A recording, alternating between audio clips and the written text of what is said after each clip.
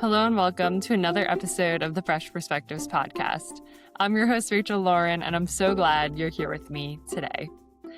Today's conversation is going to be all about the pivot. I'm going to reflect on a moment in my life when circumstances outside of my control altered and changed a dream that I had. I'm going to take you through all of the emotions that I was feeling because I want you to know that when it comes to altering what we thought our future would look like, the emotional roller coaster that we go through because of that is very valid. It was about 2 years ago. I remember the feeling of the doctor's office. It was cold. I had waited a very long time to be seen by the doctor.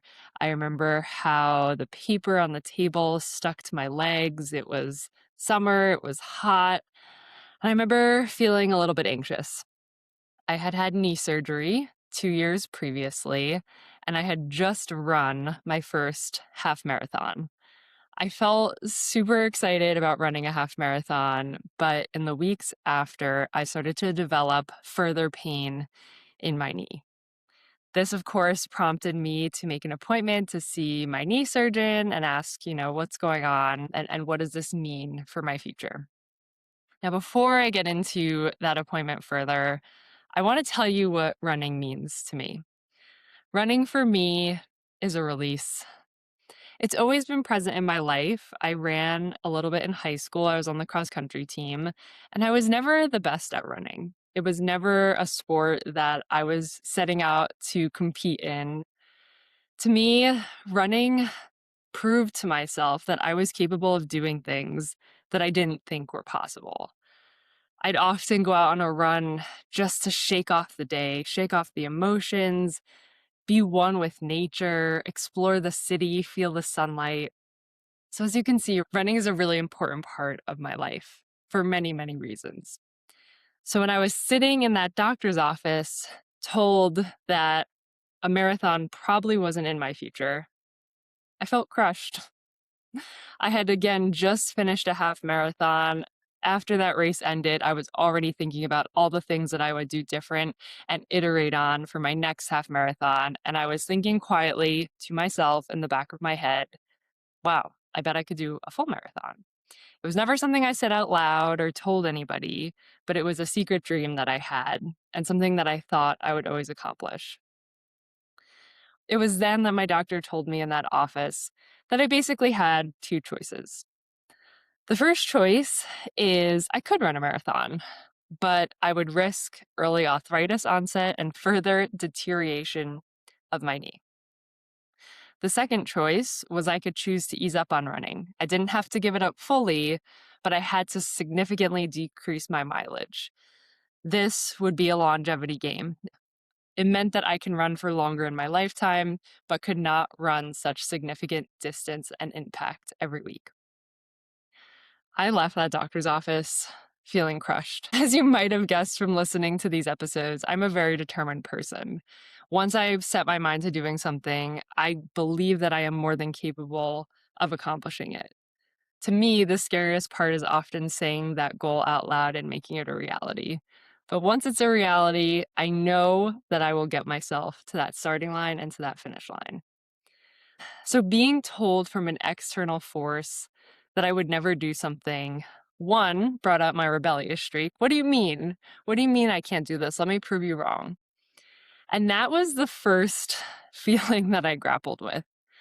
Being told, no, you can't, made me feel like I wanted to do it more. And that was something that I think is a very normal first emotional response to a situation like this. So, of course, the next few weeks at the gym, I just tried to reenact my half marathon running routine. And I would run 3 days a week and it would feel fine. And then I would increase my mileage about 10% each week. And I'd inevitably get to a point where that pain would come back. I did this a few times. Basically, every time that pain came back, I stopped for a week or two, and then I restarted feeling good again and trying to push further. But each time, I hit that roadblock. After doing this about 2 or 3 cycles, I had a real talk with myself. To the doctor, it was clear. I had two choices. But to me, it wasn't so clear. But after weeks of pain, I told myself, you know what? We have to direct this dream. We have to find something new. And I'm not going to lie, it was hard. It's really, really hard to give up a dream. And I think it's very normal to try and fight it those first few days, few weeks, few months. It's easy to be in denial that this has to change or that this is being taken from you. But like with most things involving grief, there does come a point of acceptance. For me, it was one day on the treadmill. I had just done, I think, a 6-mile run and I was in pain.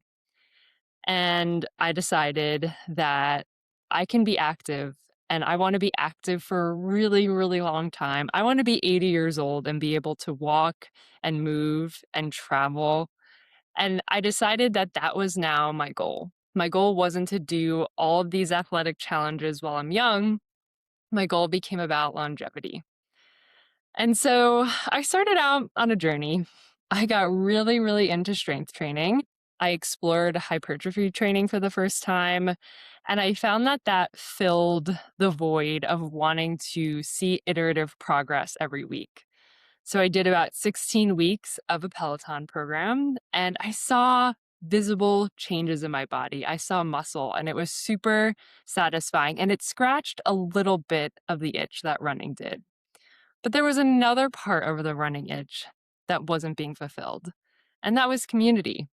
I had started a run club. I was seeing my friends in so many instances around running, and I had lost that, and that felt really sad.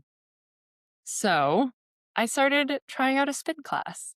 Shout out to my spin instructor, Kirsten. I know she's an avid listener of the podcast, but spin filled that void. And I think that there's an important lesson here. When something's taken from you or a dream is reshapen, it might not be one thing that satisfies that void. First of all, it might take trying a whole bunch of things to figure out what that new thing might be for you. But in my instance, it took two things, and it took a recognizing those two voids that lack of running had created in my life to come up with a strategy on how to fulfill what I was missing. Today, I went on a run. It was a 4-mile run. I run about once a week now, and I've learned a lot throughout the process. Now, running feels like a treat and it feels like a gift. When I used to run before, I would be obsessed with metrics. I'd worry about how fast I was running, how long I was running for. Now, I just run and I fully enjoy it because I know my time with running is not what it used to be. And I'm so thankful that I still get time to run. If you're a runner, maybe you can relate, but I think if you're going through any life transition, these emotions, this outcome can be very relatable for you as well. If you've had to redirect a dream or reshape a dream, I'd love to hear about it. I've recently got some really touching comments on my content on YouTube.